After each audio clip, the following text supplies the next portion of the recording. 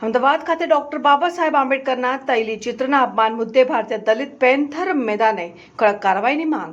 અમદાવાદ શહેરના અજીત મિલ ચાર રસ્તા ખાતે આવેલ ડોક્ટર બાબા સાહેબ આંબેડકરના તૈલી ચિત્ર પર કેટલાક અસામાજિક તત્વો દ્વારા પાન મસાલાની પિચકારી મારીને પેશાબ કરી અપમાનિત કરવાની શરમજનક ઘટના સામે આવી છે.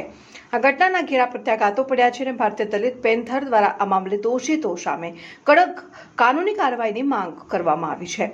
ભારતીય દલિત પેન્થર દ્વારા અપાયેલી માહિતી અનુસાર આ નિંદનીય કૃત્ય આચરનાર અસામાજિક તત્વો સામે દાખલારૂપ કાયદેસરની કાર્યવાહી કરવા અને મહામાનવના તૈલી ચિત્રની ભવિષ્યમાં યોગ્ય જાળવણી થાય તે હેતુથી ઉચ્ચ કક્ષાએ રજૂઆત કરવામાં આવનાર છે.